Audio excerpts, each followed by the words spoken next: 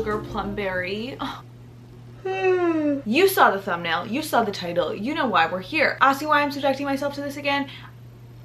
I actually don't know. Hi, hello, it's nice to see you. I'm glad you could make it. We're back at it again. We're here again. We're doing this yet again. Yeah, I have no explanation other than the fact that for some reason, don't ask me how, I literally never thought that I would live in a world that this was something I was gonna say. But for some reason, my brain put 24-hour reading videos as like a monthly checklist up in here. And you know what? I'm not in a place to fight whatever's going on in here. Like, if she says something and it's gonna make her happy, I'm gonna do it. Do I want to do it? I never want to in the beginning, you know? I never ever want to. The alarm goes off and I'm like, no. And then I finish it and I'm like, that was so rewarding. And they're such fun videos to edit and I love them with a burning hate. You know what I mean? However, my brain just kind of went like, what day are you doing it? It's been a month. So like, when are you gonna do it? Here we are. Speaking of alarms, the initial plan was to start this at 6:30. It's now 7, almost 7, 6:55, about to be 7. Too much context. You didn't need that much context. And I woke up and last night was the very first night of the Hit Me Hard and Soft tour, Billie Eilish's tour, and I'm going on Wednesday, which is my reward for this, okay? And the set list, nothing was out. And the way that I opened my phone this morning just to get like a little sneak peek of how anything was gonna work and just sobbed. Okay, I took a chance on a walk, touched some grass, starting a little bit later, conducting myself like a real functioning human, because 3 minutes on your phone shouldn't elicit the tears that it elicited. I want to say I'm not a morning person, but I'm also just a crier. Also, however, I have actually straight up just been lying to you because I am like this close to what? I don't know, but I am this close, period. And I don't have 24 hours in me. I wish I did. I wish I did. I'm feeling the fall coming on. I'm feeling the sun coming up later. I don't have 24 hours in me. Love ya with everything in me, I don't. So to alleviate, we're doing 24 hours of reading. The game plan is 12 hours today, 12 hours tomorrow. And if you're asking me if the fact that I'm doing this on the 31st of a month and then the 1st of a month pisses me off, I don't even want to get into it. The way that I will read books for 12 hours straight tomorrow and they won't be in a wrap up until November 1st, don't like it. That's the plan. If I'm not super tired, I won't be tired, right? At like 7 p.m. I might read on. Like if I have a bit in a book or if I've just started some, I don't know. If I want to take some time off tomorrow, it's up for interpretation. However, it's gonna be a 2-day thing. And I'm telling myself now, 12 hours and you're good, babe. Like if you want to stop, that's all freaking good and you can do it again tomorrow. So it's more 24 hours of reading in 48 hours than anything else. It's still 24 hours of reading. That's the plan. I literally don't know how we got here. I set my alarm last night without like really thinking about it. I think I decided at like 10 p.m. like, yep, tomorrow's the day. I don't know what's going on in here, but I have no room to fight with her. I do have like a general loose TBR. Books that I pulled that I'm like, I think I could read in this video, could be good for this video. You notice they're all pretty small because if there's one thing I need, it's a win, okay? You know what? There's nothing better than checking a book off a list, opening a book and then closing it for the last time. So we're going on the smaller book journey this month, week, day. You'd think that I would have given myself some serious sleeping time before being here, okay? I did not. However, I am to my core a mood reader, and if there's something on my bookshelf that's jumping out at me and I want to read it, I will. But this is the loose thought. Love on the Brain by Ali Hazelwood. Okay, this is the only STEM romance of hers I have left. I love her with everything in me. I feel like this could be the pick-me-up I need in my life. The Brittle Prince by Sophie Lark. This book's very small. Let me just comment on that for a second. Can you tell she's really small and the pages feel kind of weird, and I bought it as a box set and part of me thinks it's not real, but like I bought it from a bookstore, so it has to be, right? I don't know. No idea. I got the first book in the Kingmaker series, which is apparently the spin-off from this. Like it's about their children. And if there's one thing I'm gonna do, it's 9 times out of 10 go in a series prepared. I had the same feeling about the first book in the Kingmaker series as I had about Half a Soul, which was just, it's pulling me. I want to read it for some reason. And I was right with Half a Soul. I trusted my gut and my intuition. We're like, I think we're getting along right now. I've never read a mafia romance ever in my life. I've heard that it's really dark from some people, and then I've heard from some people it's like not dark. I think it's Marriage of Convenience. Kingdom of the Cursed by Carrie Maniscalco. I am currently actually reading this. I'm like 10% into this on Kindle, which makes me want to read it on Kindle and not physically. And if I'm doing it for this video, I'd want to read it physically. 10,000 Stitches by Olivia Atwater. This is the second book to Half a Soul in the Regency Fairy Tales series. I read Half a Soul in my last 24-hour reading video, and it changed my life, and then went on to change a couple of your lies because you've read it, because you saw me read it, which crazy. Feels like Bridgerton, but like make it fantasy and make it fun. This is how you lose the time more. This is a quick little one. My thought process is I will start tomorrow with this because I think it's gonna have a huge impact on me. Every review that I've seen for this, positive or negative, I've been like, yeah, I still think that that's for me. And I feel like that might be a good way to start off a second day of reading for an extended period of time. And last but not least, The Hunted Heir. If you watched the last 24-hour reading video, you know why. It's like a car crush I can't look away from. I don't know. It is about to tick over to 7 o'clock, which means it is officially time to start our very first book. I didn't think that far ahead. I have not picked one yet. I'm gonna give myself 30 seconds to decompress, and then we'll go from there. And we'll get into reading for 24 hours straight, but it's not straight. I will be taking a prolonged break in the middle, but it'll be 24 hours of reading. I actually am very curious to see if I break it into 12 and 12, if I'll read more because I get like downtime in the middle. I don't have to read like straight. Like I feel like there's a real world I could read more, but like I've done this now 5 times and I always read exactly the same number of pages, no matter how I cut it up. We'll see.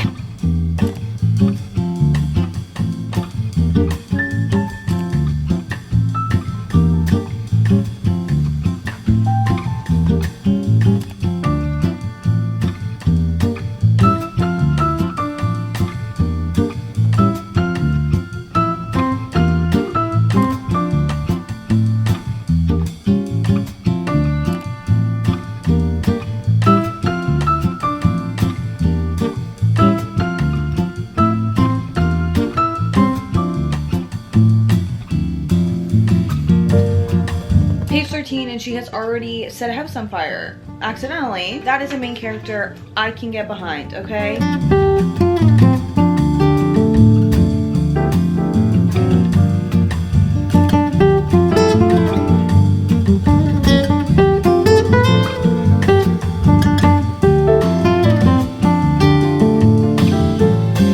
The jump from a small fire to deciding that they need to get married is quite jumpy. Go off, I guess.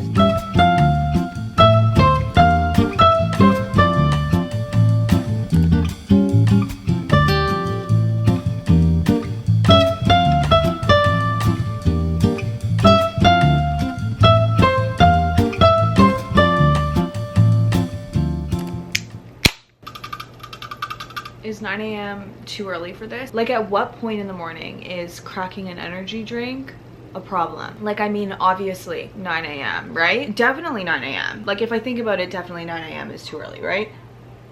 I don't know why I'm second guessing it. Definitely too early. I don't know what it is with me and starting these videos, but the first bit of them, I'm always reading at like an absolute snail's pace. Like I haven't been picking up my phone or like taking breaks really, but we're like 200 hours in. The worst part about filming these is that my brain never fully works. Like I promise you, I'm not as stupid as I sound most times when I'm filming. I am like just over 2 hours in. It's like 9:15, 9:20 now, and I'm 98 pages in to The Brutal Prince. I feel like there's 2 ways a dark romance can go. Like there's 2 directions a book that someone has described you as dark romance can go. You can either get like real, what I would define as dark romance, that's like your Hunting Adelines and like your true dark fucked up romances. And then there's this category of dark romance, or like darker themed romances that are just regular kind of rom-com-y-esque modern day romances. The characters just happen to be dark in theme. It's not giving dark romance. It's not giving, oh my god, we're brutally murdering people and it's like sad and scary and dark to read about. It's giving like, we actually both happen to be in the mob and like we would kill you. Just saying. It's kind of the vibe that I'm getting from this. Am I thoroughly entertained? 100%. We're following Ada and Callum, and they are from the Gallo and the Griffin families respectively. Callum from the Griffin family is a part of the Irish mob, and Ada from the Gallo family is a part of the Italian mob, and they've like been going back and forth since the dawn of time. It's dramatic. A couple of generations since they've been in Chicago, like constantly trying to undermine each other, constantly family members, just so many problems between their families back and forth. And Ada, being the little troublemaker that she is, her mom passed away when she was young and she's the only girl in the family, and the family just kind of like, we'll let her live, we'll let her live. So she's a little bit of the free spirit kind of energy, like the type to take classes at university but like under no degree, like just taking classes that are interesting her, which queen behavior. I love our female main character. She is spicy, she is fun, she's feisty. Like, I'm actually really obsessed with the female main character. They decide to go to the youngest sister of the Griffin family's birthday party that they were not invited to. And Ada's like, I really don't want to go pee at a porta potty. I actually want to go pee inside the house. And she's like, if I'm gonna go pee inside the house, I'm going to go exploring. I'm obviously not supposed to be here. I'm gonna go look at what we're working with. And she finds herself in a library, and then she finds herself in a library that Callum has now walked into in the party that they're not supposed to be at. And she's like, I'll just dip the curtain in the fire and it'll conjure some smoke. And he will go to tend to that and I can run out. Smoke, it does not conjure, okay? Small fire, it does conjure. Small fire, okay? So now it looks like she's tried to burn their house down and their families are like, okay, so this has been going on for far too long. We have too much beef between each other. Our families are too small to deal with all of the other threats in this city from all the other mafia mob people, okay? So instead of continuing to fight, instead of all of this bullshit going down, how about you guys get married? It's not a question, it's a demand, because I'm the father of this mafia boss family on both ends. So now Callum, the oldest brother from the Griffin family, who is running for a political position and needs to secure all the votes that he possibly can get, because the political position is like obviously what a mob boss would want, right? I don't know. Is it entertaining? Yes. Ada being the youngest in the family, the sister on the other side, they're like, we're banding together, you're gonna have kids, you're gonna get married, and you're gonna fucking like it. The way that they quip back and forth at each other, I will say at this point, we're flipping back and forth pretty much every single chapter. I like both of them. Like, I think that it'll be entertaining. It is entertaining. Do you know those books that are like, okay, it's not life-changing? Like a 5-star, it's like life-changing. It's like, I will think about this for the rest of my life. However, this is like watching a comfort TV show, you know? Like, it's so good. Probably will never think about it again, but I'm having so much fun is the energy that I'm getting from this. They've had like 3 interactions total, including their wedding day. The banter is bantering because like they hate each other. They really do. And they're kind of just like quipping each other back and forth. Callum is kind of thinking,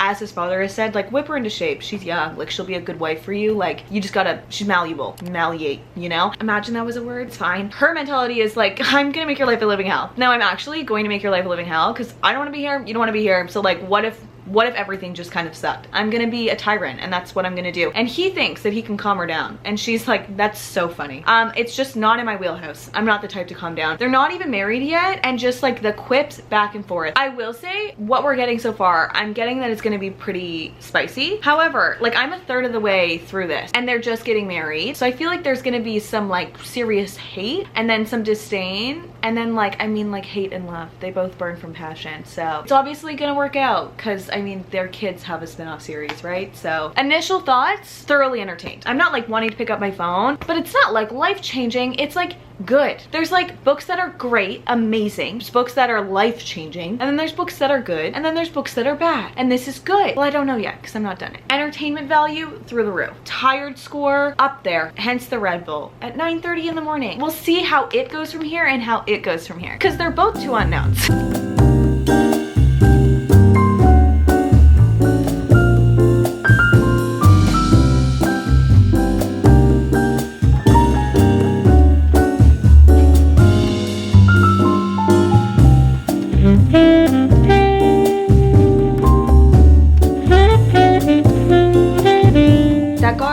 Spicy like really fast. Like it is 9:45 in the morning, ma'am. I'm placing my bets now. If we don't get a Nessa book, I'm causing problems. However, there's not enough people in this world right now for there to have been 6 books. So maybe they're not interconnected. They must be, right? I want a Nessa book.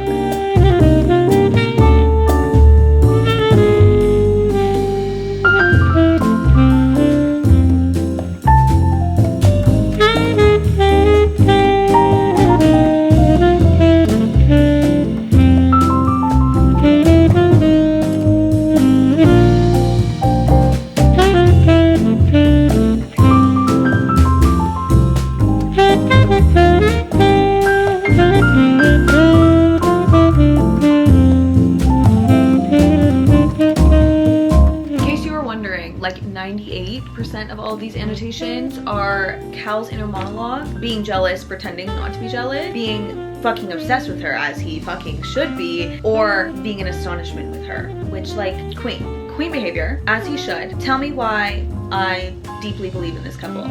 I don't have a good answer for you, but I do deeply believe in this couple. Is this my new favorite genre? I'm questioning things about myself.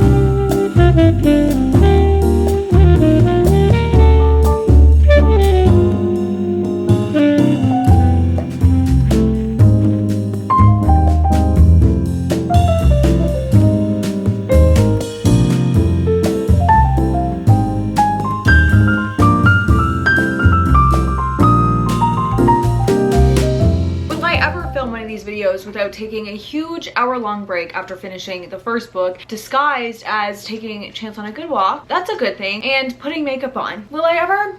Probably not. Stay tuned. I've officially finished The Brutal Prince, but before we get too deep into that, let's address the elephant in the room, okay? We must address the elephant in the room. I know you're thinking like, what are you talking about, Maddie? Literally, what are you talking about? And I'll tell you what I'm talking about because I know you're already thinking it. Reading my sweater and thinking like, oh my goodness, I feel like I heard that somewhere like 8 minutes ago. Like, what does that say? It says, it's nice to see you. I'm glad you could make it. Because A, it is nice to see you and I am glad that you could make it. And B, because it's on a sweater right here in front of my face right now. My book club had the amazing idea that they wanted to do book club related merch. And I remember getting the message and being like, really? Like, you want that? And an overwhelming number of them were like, yes, we want that. We want you to do that. And I was like, if you want me to do that, I want to do that. If you want it, I want it. I want it so bad. So if you guys want it, game. So I took all of their ideas and designed our very own, very first book club merch. It's also just kind of a wrap up of my absolute favorite things in the world, which happens to be books, and how I interact with them on the internet. And initially the plan was to do it just for the book club. It was just supposed to be a fun little insider thing that we were doing just for us. But I asked them if they thought it should be a book club only thing like we originally talked about, or if they thought that I should make it available to everyone. And an overwhelming number of them said that they wanted to make it available to everyone. I'm gonna let future Maddie take it away because I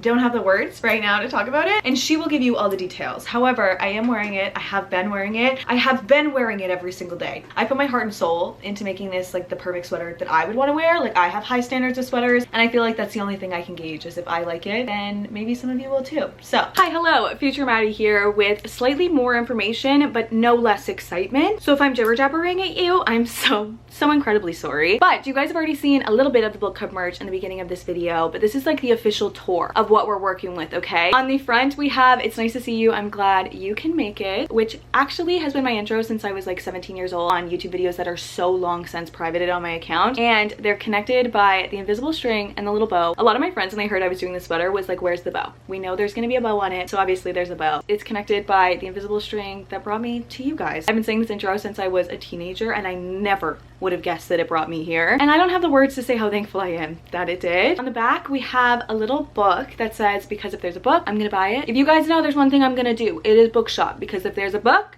I'm gonna buy it. And whenever you guys take me in your book hauls and you say, because if there's a book, I'm gonna buy it, it makes my little heart so happy. And also just like us book girlies, if there's a book, we're gonna buy it. There is a slight change to this on the final copy. It looks like this in the final copy. It actually looks like a book dedication. Like, it's all on one side, but everything else about it, the book, everything is exactly the same. The text is just a little bit moved. And then last but not least, this might be my absolute favorite detail. You guys know at the end of every single one of my videos, I say, I love you XX, and that is embroidered on the sleeve. The sweater is gonna be available for pre-order for 2 weeks starting today, so from now until October 27th, with plans to ship the mid to end of November. And I did it as a pre-order and did the sweaters as made to order to make sure every single person who wants one gets the size that they're looking for. They are a unisex, true to size, so if you want an oversized look, I suggest going 1 to 2 sizes up. I actually have a large, but my normal size would probably be a small, and it would still be a little bit oversized as a medium. And I think that's all the information that I have to cover. A little birdie may have told me that the book club gets an exclusive book club discount, so if you've been thinking about joining, now is definitely the time to do it. Regardless, you can head to madissonkate.com and check out the sweater for yourself and all of that fun stuff, and any more information that you want to know will be on there. I'll let past Maddie get back to the reading, and I will be putting this on and washing my face and reading a book for the rest of the night. I truly cannot believe that words that I say on the internet about books now exist on a sweater. Like, it just feels so surreal to me. If you guys are here and watching my videos, you change my life every single day, and I love you with everything in me. And now we can have a little book club, book girly matching session. But I'll stop yapping now. We'll let past Maddie get back to the reading, because this is a chaotic video. This is. It went so many directions I wasn't expecting. Just you wait. Literally maybe the most exciting news that I've ever talked about in my entire life. Like, what is my life? This feels unreal. I can't believe I'm wearing something that has words that I say on the internet, and that has now been my career. Like, the words do not exist. The Brutal Prince by Sophie Lard. As always, I'm gonna leave full thoughts, rating, reviews, all of that jazz for the end of the video. However, I will give quick thoughts that never end up being all that quick right now. It's more that I can just literally never settle on a review right away, and I also feel like it's a disservice to the book, because it's like, I might have loved it in the moment and been like 5 stars, and then I think about it and I'm like, no, it wasn't, or the other way around. So I always give myself time to think. That being said, when I say I want a cutesy fun little time, When I say I want a romance, okay, just a romance, sometimes you don't want your heart to be ripped out and shattered. Sometimes you don't want something to change your life, which I'm a change your life reading kind of girly, okay? It's in my blood. However, sometimes you just want to read for the escapism of it all.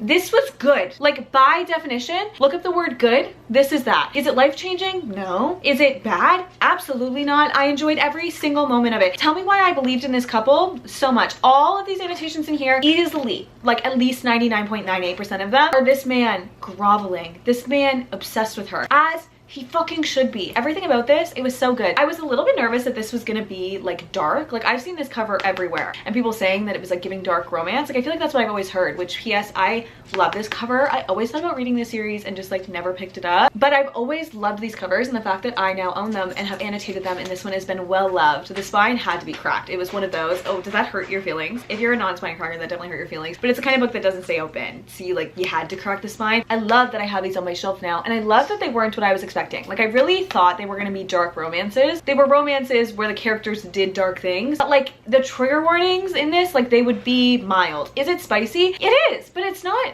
egregious. Like, I thought it was gonna be spicy, like really spicy. Something with the fact that the spice and the way the relationship formed, and like, don't get me wrong, it's 300 pages. They go from like hating each other to like, it's fast. Was it the pinnacle of romance? Absolutely not. Was it so fucking fun? So fucking fun. Something about her writing kind of reminds me of Anna Huang, which I don't love the one book that I've read by Anna Huang, but this was like the good parts of that, like the feelings of that. It didn't feel drawn out. It didn't feel stretched out. Let me just say the same thing in another type of words. Didn't feel long. It didn't feel like it was adding a bunch of unnecessary stuff. The romance was like the main plot, but like the fact that they are gangsters in Chicago and they're part of the mob and they're like contradicting families and now they've decided to work together, like there was plot to it. Honestly, such a fun time. And everything about this book felt very finalized. Like, she had a playlist in the beginning and it would be like, when a music note comes up, I was thinking of this song while writing it, and it like matches up like a movie. There was so much art in this. I'm not even gonna try and show you again because I feel like I took a video of every single one of the little art pieces in here, but it just felt like such a finalized piece of work. The story was entertaining. I really cared about the relationship. I really cared about them as characters. I don't know how to grapple with because like it was so quick. I felt it moving quick, and I still cared and was giggling my feet and like believed in them. I don't know. There's something in this because like it is a task and a half to be able to write a believable couple alongside a pretty entertaining plot in 283 pages. It's 300 pages. I don't know why I said 283 pages. I think I thought it was 283 pages. It's 297. So wrong. Also, there's an epilogue. I didn't include that, but there is an epilogue, and I loved the epilogue. Okay, I'm excited for the rest of the series. I didn't think I would say that. Like, I thought it would just be something I was reading peripherally. It was such a good time. Like, I didn't pick up my phone at all. I was very locked and loaded in the story, and the whole like mob bossness of it, I like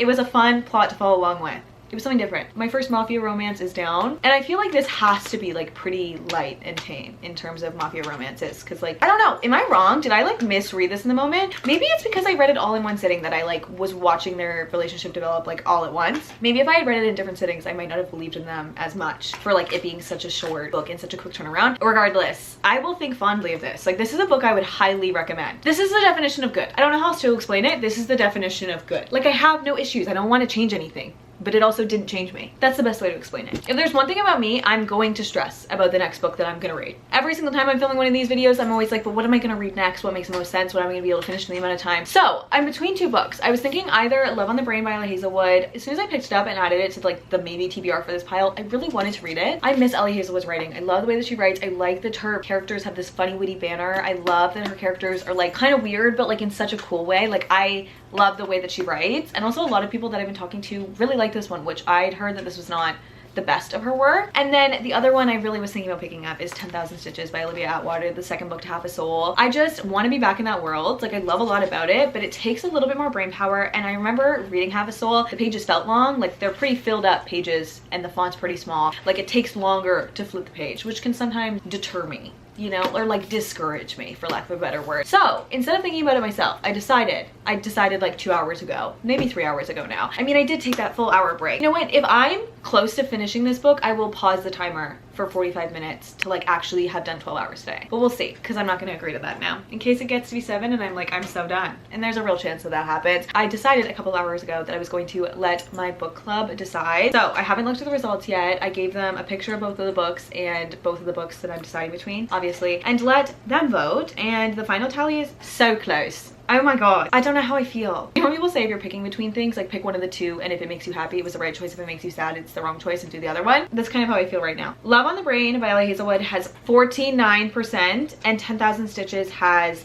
51%. So that's truly as tight can be. But I mean, there's a winner. It's not 50-50, it's 51. Should I refresh it once more and see? I'm scared that it's gonna flip the other way as soon as I start this. Honestly, thinking about it, I think this is the right choice. I think this is where I should go. I did the romance thing, and I can always go back to romance after, but a little fun fantasy, easy to understand world that I love being in feels like the right choice. It's out of my hands. I can't even think about it, him and haw about it, and waste even more time. If you're wondering, yeah, Chance did decide the second I started filming that he needed to eat the breakfast that I gave him at 6 in the morning right now. He did. You're lucky. I love you literally so much. Can you come here? Hi. Did you like your breakfast? Are we gonna read the second book now? Do you want to read the second book? Oh, the head tilts. The head tilts are the cutest thing in the whole world. Is this live footage of me procrastinating starting a new book? Is it?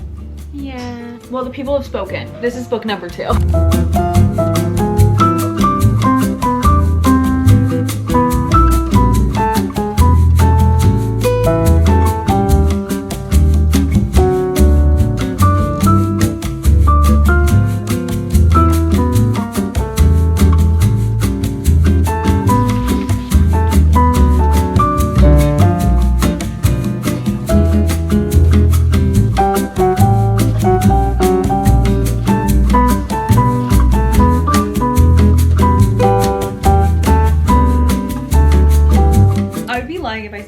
So excited to be back in this world. Like, there's something about like the Regency era Bridgerton-esque language and talking and like the customs with this like whimsy adjacent story that is just like, it's just pure entertainment. She uses words in a way that feel effective, but also like so entertaining and so fun. And the way that they speak just feels fun. Like, it feels like escapism. It feels like you're reading. There's one line in Half a Soul that I remember reading it for the first time and being like, this sums up what the vibe of this is gonna be so well. And it was a fairy saying, well, obviously I must be important, for I am wearing very many nice jackets, which like, it just is such a vibe of itself. It like encapsulates the vibe of these books so well. And I think I just found that early online in this book. A friend says to Effie, who I'm assuming is our main character, saying, and you volunteered to do it, didn't you, Effie? You know what you are, Effie? You're chronically helpful. It's a disease. We ought to call a physician. It's just, it sums the books up so well. I am quite literally on page 10, but I am very happy to be back in this. Knowing how Half a Soul made me feel, even if I could just have like an ounce of that again, I will be happy.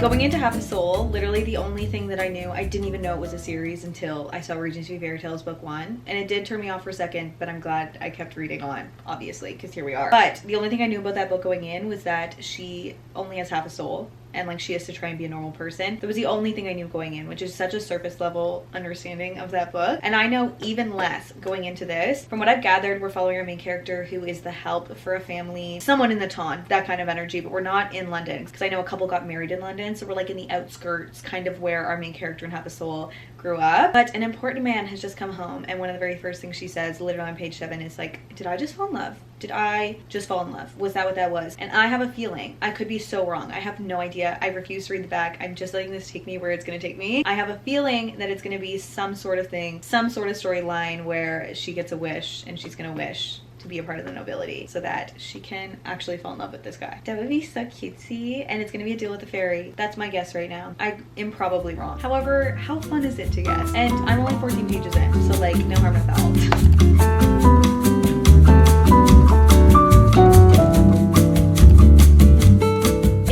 Mistaken, our quote-unquote irritable main character just met the very same fairy that was in Half a Soul. I may be right. This has to be our man. Have I insulted you, Miss Euphema? Oh, that wasn't my intention at all. You see, I've been investigating English virtue as of late, and I thought that it was all to do with fine boots and expensive jackets. Quite tedious, I think you'll agree. This man and his expensive jackets. This fairy and his expensive freaking jacket. Like, honestly, I guess I should just start placing bets, because did I call it or did I call it? The fairy keeps talking about how he's taking lessons and like learning from Lady Hollowvale, and I was like, that name feels familiar, but like I can't put my finger on why. If you've read the first book. It's her! I didn't think they were going to be connected this kind of way, but I'm very happy about it. I'm so happy about it. Also, the fairy that she's meeting is not the same fairy from the first book, but you know who he is, kind of, from the first book, and you know who he's learning from. Lady Hollowvale. That makes me so stupidly happy. These characters in a fake world, in a Regency fake world. I'm happy they're happy.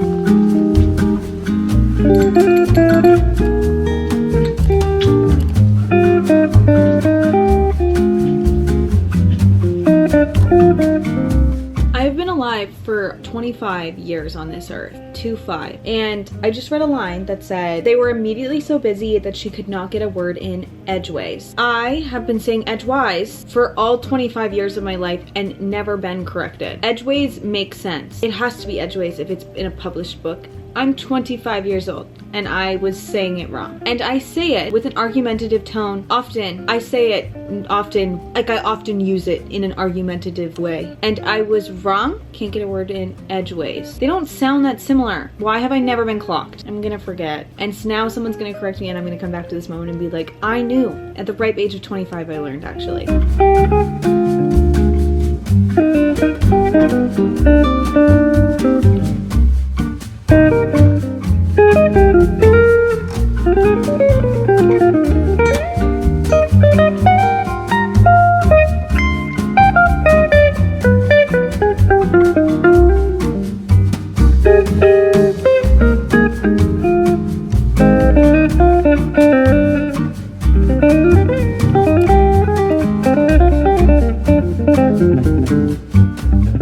There are only like very few times throughout the year that I get sunlight in my room, like direct sunlight like this. And I have to say, it is genuinely boosting my serotonin. I am on page 21, chapter 7 of 10,000 Stitches. I was worried that reading this would discourage, I feel like is the right word, me a little bit. And it definitely is a tiny bit. The font and the lack of margins in this book, it is a dense book. Like I feel like it takes forever to flip the page, but I'm trying to be better about like not counting the time and just like enjoying the book that I'm reading, and I am genuinely enjoying this so much. We're following our main character Effie and Lord Blackthorn, who is a fairy and is the kind, whimsical, warm-hearted, sweet counterpart to the evil fairy that we got in Half a Soul. I feel like you go into this assuming that he's kind of going to be evil, and I mean Effie is tentative of him, do not get me wrong, and like as she should. Fairies tend to do tricks, but because of Lady Hollowvale, he's working very hard to be kind. I kind of met him briefly in Half a Soul and he was kind, so like it's not out of character for him to be a kind fairy. But Effie works as a maid for a family with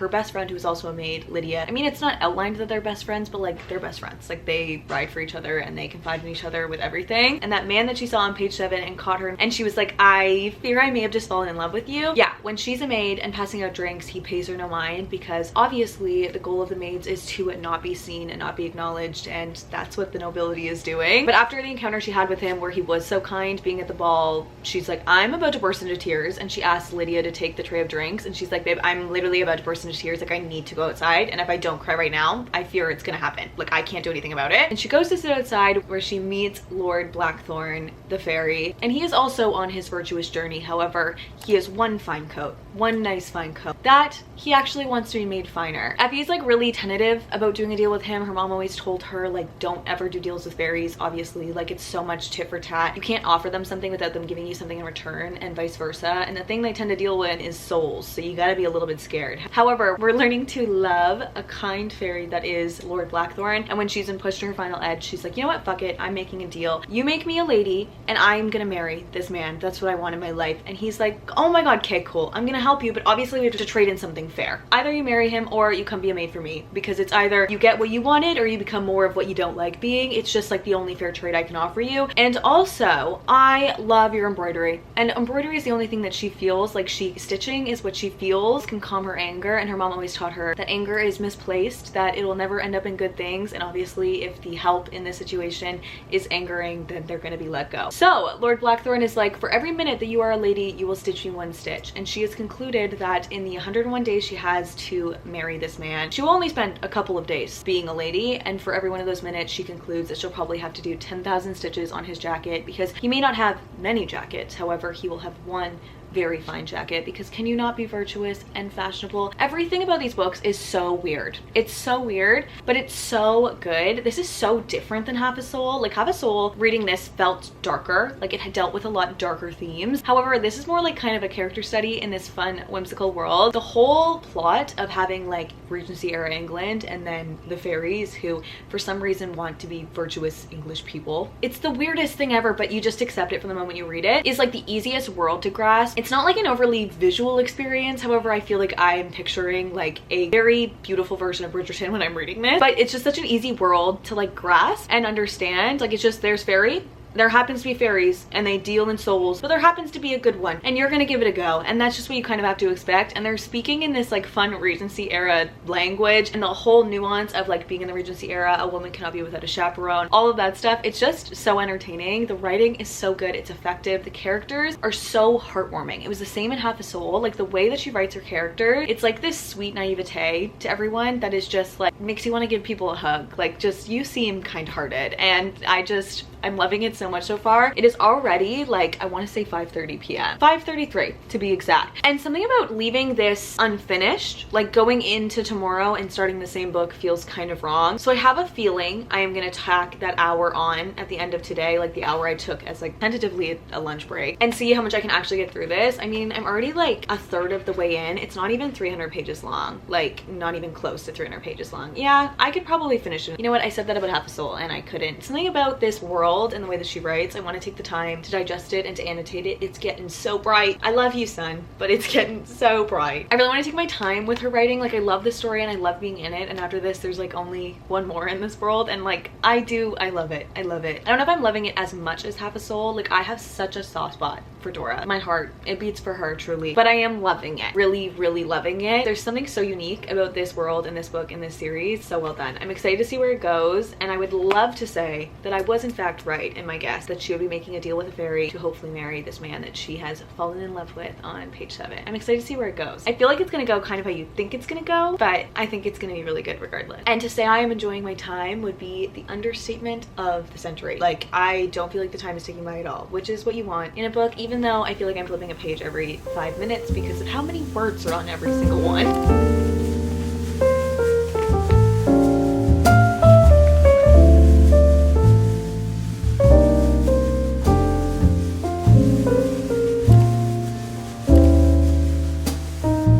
At what point do I just dip this book and die? Because I'm annotating quite literally most of the words in here. Most of the words are highlighted blue because just...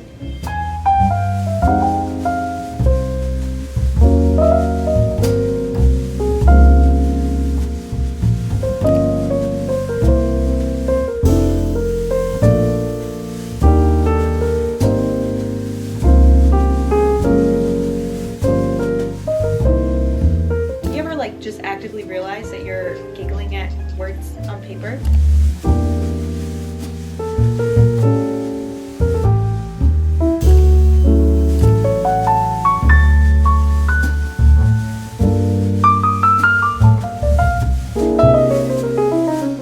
Okay, hey, how y'all doing? I know it's been a second for you, but it's actually quite been multiple days for me. It is in fact October 7th now. Yeah, exactly a week. It has been a week. Remember when I said I was gonna read for 12 hours and then read 12 hours the next day? I woke up and had a little bit of a tired-induced mental breakdown, for lack of a better word. I was on the brink of some sort of burnout, reading slump, something or other. Like tears were shed, just like overstimulated, I feel like is the best way to explain it. So I decided not to read that day or the subsequent days after. However, I am doing the next 12 hours tomorrow, and I realized I never gave you my final thoughts on this, and I didn't want to start tomorrow's video having not given you the final thoughts on this. We still have 12 hours to go, which my brain, like I don't even remember filming this video a week ago. 10,000 stitches. The annotations in here, okay, yeah. Miss Olivia Atwater, she does something with words that just tickles my brain in a way I cannot cannot explain, okay? If you like Regency era shit, the Bridgerton language, you're going to love everything she writes. I feel like the best way I can explain it is I loved it as much as I loved Half a Soul. It had everything that I loved from Half a Soul mixed into this new and exciting story, but I liked Half a Soul more. See, yeah, I know I don't make any sense. I think the story in this one, like the messaging and the way the story wrapped around and like the nuance that was strung throughout the book, I mean, that's nuance in itself because she stitches and it's all about her stitches and her string. I digress. Was better done in this. Like the actual full out plot of this was a lot more full circle. The messaging was a lot stronger in this one, I felt. This one was a little more happy-go-lucky, which, don't get me wrong, I loved. It's a 5-star read. I feel like I'm that Billie Eilish meme, you know, when she's like, this is how I feel. This is a 5-star read. But I feel like the actual like dire darkness that was in Half a Soul, like this was it wasn't very happy and very light, but it was lighter and happier. And I don't mean light in like density, I mean light in like dark versus light. Good God. Me and the English language don't always click per se. I think I connected a tiny bit more, not even connected, I think I had a bigger emotional reaction to Half a Soul because of how dark it was. Half a Soul elicited tears. This made me like kick my feet and giggle just as good. Don't get me wrong. I just think I had a bigger emotional reaction to Half a Soul. So entertaining. Like if you liked Half a Soul, I think you would also really like this. The way that she makes these characters that are kind of like not down on their luck, but like down on themselves and are going through something, and everyone around them views the trait that they are struggling with as like their biggest win and like the thing to be celebrated. It's just beautiful and entertaining, and they're quick little reads. They're dense. If they were printed like in a bigger type font and with like normal margins, they would be like 400-page books. They're just so entertaining and so cute. I loved this for what it was. And with that being said, I will catch you tomorrow morning and we're gonna do this all over again. And I actually think we're gonna start with the Ellie Hazelwood book because remember when I did that poll? Yeah. Well, now the Ellie Hazelwood one is winning. So may as well just read both, I guess is the gist of this. But if you have not read the Regency Fairy Tale series yet, literally what are you doing? Literally, have you ever heard me before? I think you should.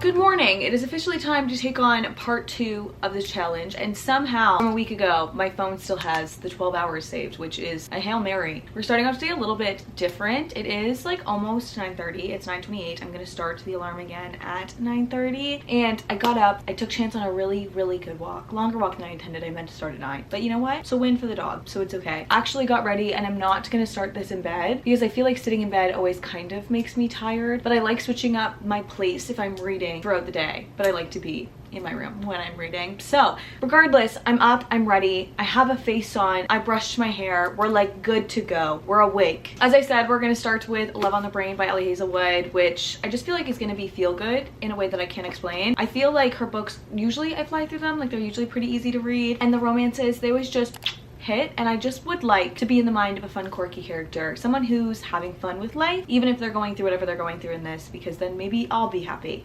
You know, that's the thought process going on in here. That being said, it is about to change to 9:30, so we're gonna get into the reading for the day, and a week later we are officially gonna finish the 24 hours. Hopefully, I mean, fingers motherfucking crossed.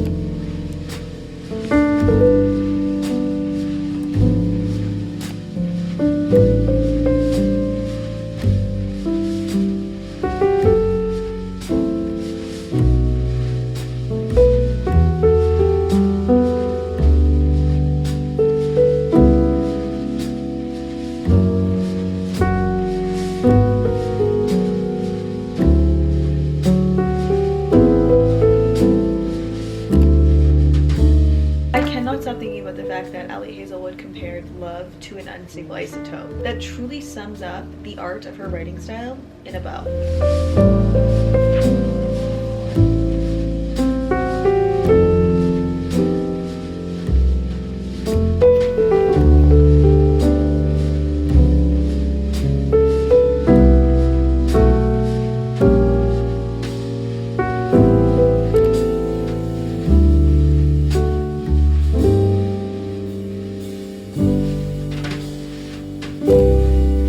I know you're supposed to like kind of like the love interest in a book, and maybe Ellie Hazelwood is gonna do academic enemies to lovers very well, but almost 80 pages in, I fear I hate him. I hate him. No, I feel hatred towards whom I'm assuming will be the love interest. I fear he won't come back.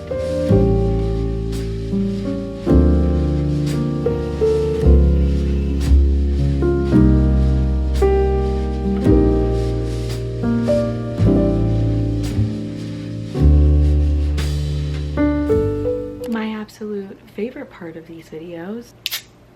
It's been 2.5 hours and I'm not even 100 pages into this yet, so I feel like this is necessary. What even is the math on that? Is that bad? I feel like regardless if I can't do the math, it's necessary. But you know when you're reading and you feel like you're reading like this, and that's how fast the words are going through your brain? That's kind of how I feel right now. I'm on chapter 7, page 93. There is something about Ellie Hazelwood's STEM romances that just always feel like coming home. Like they're just comfortable, they're so easy to read, they're so easy to get lost in, and I feel like the stories are always introduced to you very well, and the way that she writes is just witty and bantery and funny. Like her characters are genuinely hilarious. Like there's something about Ellie Hazelwood's writing that is just so Ellie Hazelwood core. I think it's the mixture of the sciencey elements in this and just like the way that she writes transfers into her non-science books. She just has like this funniness to her, like this light funniness to her, and her characters are always quirky and funny, and we're definitely getting that in this. The only thing I knew going into this one was that our main character B was offered a job at NASA. That was quite literally all I knew. Immediately out of the gate from starting it, when she gets this job at NASA, she gets this offer to work on this Blink project that is marrying together neuroscience and engineers to work on a project for astronauts. It's immediately very clear this is going to be an academic rivals, enemies to lovers situation, because the guy that is her equal co-lead on the engineer side, that was a huge jump. Not you just laying down, like you didn't just jump over a mile. The man that is her co-lead, her equal on the engineering side to her neuroscience side, is a guy that she knows from grad school who out of the gate didn't like her. They were supposed to work on a project together when he was a 5th year and she was a 1st year, and they were offered this project. She was excited about it and he turned it down, and then heard him in the boss's office saying like, I don't want to work with her, I will not work with her. There's a lot more to it, but she is severely under the impression that he hates her with everything in him, and she doesn't know why, just her like sheer existence. But when B gets to starting this NASA job, Levi is exactly what she's expected him to be, like cold, wants something to do with her, does not give her the time of day, and now she's been there for a week and none of her equipment is coming and she can't even do her job. This is getting a lot into the politics of science and the politics between agencies for scientific government research. The way that Ellie Hazelwood makes science sexy, just like every single time. I will say this one feels a little heavier on the science so far, not even in the concepts of it. Like I feel like the concepts that are kind of sciencey in her other books, you just like, if you don't get it, you just move on. I just feel like the language in this is quite sciencey-er. Maybe I'm just tired and feeling stupid. Really enjoying it. It's easy to read. Like I'm not like picking up my phone. I'm just genuinely reading slow. So we'll see where this goes. I feel like we're starting to get like a bit of a redemption arc for Levi. He's stood up for her once now, and maybe he's not the enemy that we think he is. I mean, it's a romance book. This is them. I feel like it's not a spoiler to say that they're probably gonna get together, right? Regardless, she does have a favorite scientist from the early 1900s, and she does run a Twitter account for female scientists called What Would Marie Curie Do? And it's become this platform with 1 million followers where women can discuss being a woman in STEM. And based on what we've seen from this so far, no one knows that she runs this, and I feel like we're gonna get a lot from there. I will say from the beginning, it's pretty kind of clear where this is gonna go, but it's a fun little rom-com, and like the hints that we're getting that maybe Levi's not the worst person ever are quite blatant. I feel like one thing that might supposed to be a twist is not a twist. It's like pretty obvious what's gonna happen with that Twitter account, but we'll see what happens. I'm enjoying my time. Something about setting a timer always makes reading feel a little bit more like a job, so I'm trying to just like, there's nothing that I would rather do than sit for 12 hours and read, and that's what we're gonna do, and hopefully we can do it faster than I read the beginning of this. At this rate, it will take me 12 hours to read just this 350-page book. That would be a long, very mundane day, I feel like.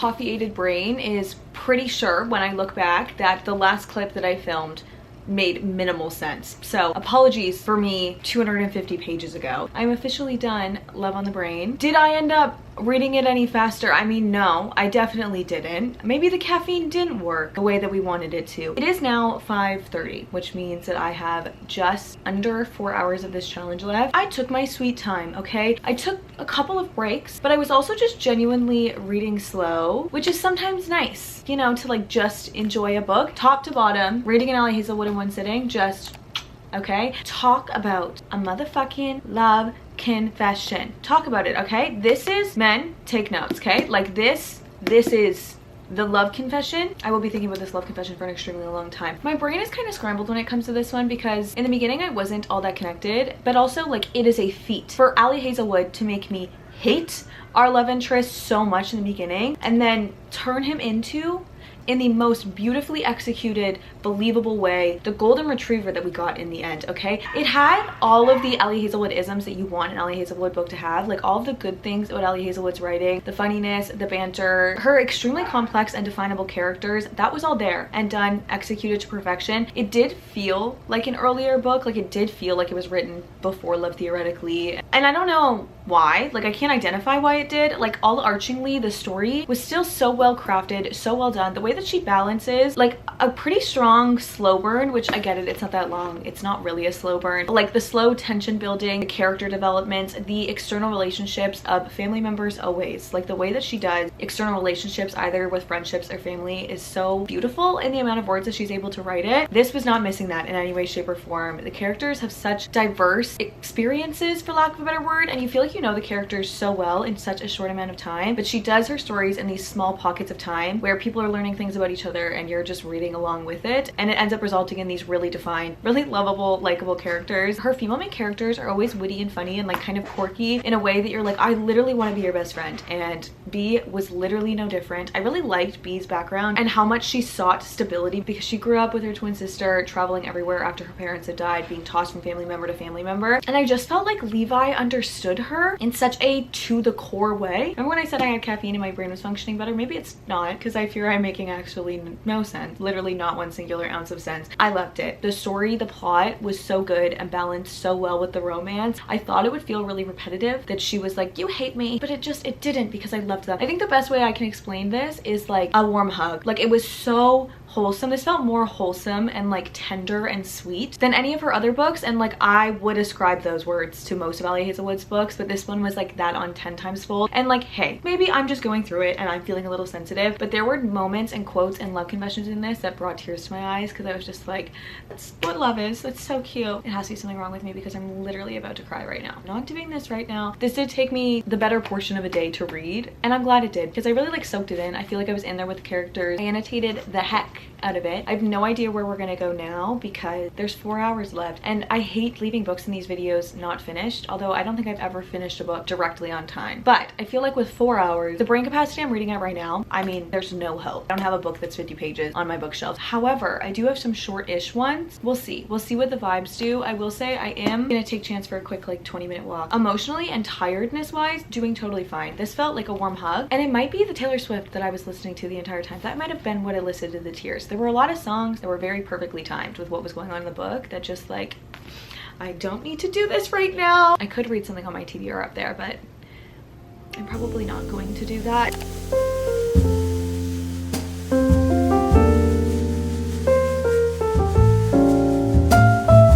Honestly, if you watched my last 24-hour reading video, you understand the vibes and the reason why I need to go into this for the vibes. I have a lot, while simultaneously no thoughts about the first book in this series, but I'm curious a little bit. There's a real chance that this could be my first ever hate read, but I'm really not a hate reader to my core. Never done it, probably never will. It's more of a high hope that what was good about the Veiled Kingdom will be twofold.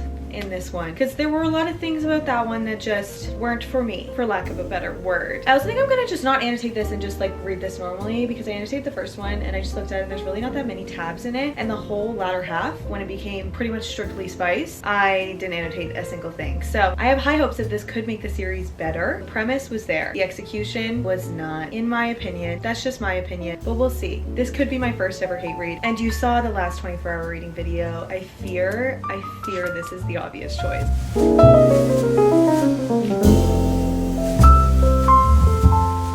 We're starting off just as abruptly, just right diving on in there just as abruptly, which is lowering my hope a little bit, at least this much.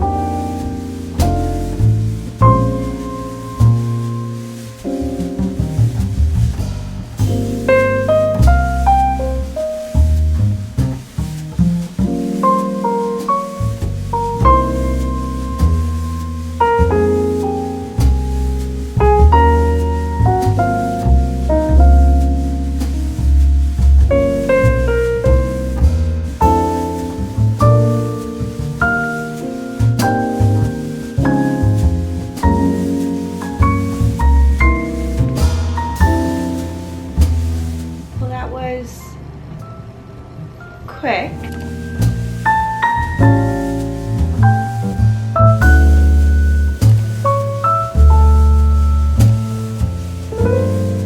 It is the next morning now and we have officially read for 24 hours. Not straight, not even necessarily consecutively. However, in the 24-hour span that timer was going and we were filming, we did finish 4 books, which is not bad. I actually ended up finishing The Hunted Heir with like 15 minutes to spare last night. I thought about picking up a random book that I was in the middle of on my Kindle and I just decided not to. Decided I wasn't gonna do that, which I feel like kind of encompasses how I feel like this 24-hour reading video is going to turn out. Like everything about this is screaming chaotic. In total, in the 24 hours that I read for this video over the course of 2 weeks, but in 2 days, just so chaotic. I did read a total of 1,132 pages, which is like about on par for how much I normally read in 24 hours. And now that I've had a little bit of time, or like a lot of time in terms of the first day of reading, to sit and settle on my ratings and reviews, I feel like I have a pretty good idea of where I think everything stands. Started off with The Brittle Prince by Sophie Lark. This surprised me so much. I liked this so much more than I was expecting to. I feel like the writing in this was fun. Like this was the definition of like just a fun romance. It was good. It was fun. It kept me going. It was so much better than I was expecting. I was expecting it to kind of feel like the type of romance book that I just like am comfortable and confident that I'm going to be picking up my phone a lot, and I just didn't. Like I thought the mix of the mafia story in this, but it not being dark and scary, but being like an entertaining plot, kept me going. All of the side characters, I'm excited for them to get their story. The romance in this, I've really liked like the way that he was groveling and jealous and just like pretending he wasn't obsessed with this woman when he so clearly was. The fact that we got his point of view and he was like, oh, why am I jealous? Well, I mean, she is perfect. I'm obsessed with the way that this was written. It didn't reinvent the wheel, and I probably won't think about it a ton after, but it was so good. It's kind of like the mafia romance book version of watching a comfort TV show. I ended up settling on giving this a 4.25. It was not a 4, but I feel like it's a solid 4.25. Like nothing about it I would change. It was so good. It was a quick read, but I really liked it. Moving on to 10,000 Stitches by Olivia Atwater. With no surprise at all, I did settle on giving this a 5 to Half a Soul's 6. I loved them both equally. I actually found the story in this one to be more finalized. The fact that she was such a big stitcher and she loved to do her embroidery, and how that looped around in the metaphors and like how that looped into the magic in this story was so well done. Like the metaphors and the story in this were executed arguably better than Half a Soul, and like the fact that the fairy entanglement in this, he was so sweet, kind, wholesome, any word you can think of. It felt like such a Bridgerton era warm hug. Love on the Brain by Ali Hazelwood. This was so good. I actually have thought about this a lot since finishing it. I mean, 12 hours ago at this point now. I think this is like up there for like one of my favorite Ali Hazelwood romances. Like I thought the couple in this was so well written. I thought the character development in this was so good. There was no point that I was bored reading this, and I was reading it slowly because I was just enjoying it. Like I wanted to annotate so much of it, if you could not tell. I loved this. I think I forgot how much I liked Ali Hazelwood's writing, which I say every single time I read an Ali Hazelwood book because she just has like such a unique way of manifesting her characters into words. I connect with a lot. I know some people can't connect with her STEM romances, and I know that like some of the sciencey talk in some of them a little bit, sometimes I'm like skimming, like what are you talking about? It's such like a base point of the story. It's so non-important. It's so like not the overarching feature. She just happens to write romances that take place with women in STEM, and like that's the driving force for the plot. Like Two Brutal Princes, mafia romance, this is a STEM romance. But just Ali Hazelwood's characters, the way that she develops them, the way that they think, the way that they go through character growth, the way that she builds out characters and side characters in such a short amount of time. Like the characters are so defined. I really liked this couple a lot. I love how obsessed with her he was. The character turnaround, the real true academic enemies to lovers, was executed immaculately in this. I feel like I'm gonna settle on a 4.75. I don't think I could pick between this and Love Theoretically, which is surprising. Love Theoretically was like kind of really at the top for me for her STEM romances. I don't know, I loved this one. The Hunted Heir by Holly Renee is a book that I read. My mom taught me that if you don't have something good to say, don't say anything at all. I feel kind of the same about this that I felt about The Veiled Kingdom, which is kind of that like I feel like I got duped because so many people who I have like very similar book tastes to, or at least like have seen recommended very similar book that I would like to read, recommended The Veiled Kingdom. And The Veiled Kingdom was entertaining. The plot is there, the storyline is there, the execution is just not. The twists and turns and like the whole premise of the story could be good. In this form, for me, I just don't really think it is. I mean, I don't hate it. I read it. I wanted to know what was gonna happen. It was a book. It was written. The balance between like dialogue and non-dialogue, like being in their head, felt displaced a lot of the time. The story happened so damn fast. I feel like if you took this story and expanded upon it to be like a 500 page kind of epic romantasy, the story could be so good. Was not for me. I do think if you just want a fun romantasy plot, this gives you what you want it to give. It is a romantasy plot. That's what it is. And I think if you don't love reading like the big epic 500 page books and you're just like reading something for the funsies of it, which I guess is what I'm doing. This is not my types of funsies. It's good. And just like that, we read for 24 hours. Let me know if you guys have read any of these and what you thought of them, or if you're gonna be adding any of these to your TBR now. I don't know what it is about these videos, but I always end up finding so many books that I love. Looking back, I always really love at least one book in every single 24-hour reading video that I've done, and I just think it's so cool how books kind of like meet you where you are. There's so many books that I love now that if I read them a year ago, I probably wouldn't have loved. Half a Soul I feel like is an example of that. Like I feel like I would have just felt like it felt dense, but I just like read so differently now, and I feel like going into these videos having to sit down for the 24 hours and like there's nothing else I can do but to think about what I'm reading and enjoy what I'm reading, or at least try to. I find it so cool that like these books just always meet me. I think that's probably my favorite part of reading, is that books just kind of always meet us where we are. They give us what they need to give us, and for some people the experience is so different, and for some people the same experience can be life-changing. That being said, the website for the sweater is linked down below, so if you guys want to grab one, make sure to do that because it'll be available for pre-order for just the 2 weeks, and I can't believe I'm holding this. Like this just feels still so surreal to me. And on that note, I hope to see you in the next one. Love you. Bye. Do you want to say bye? Bye.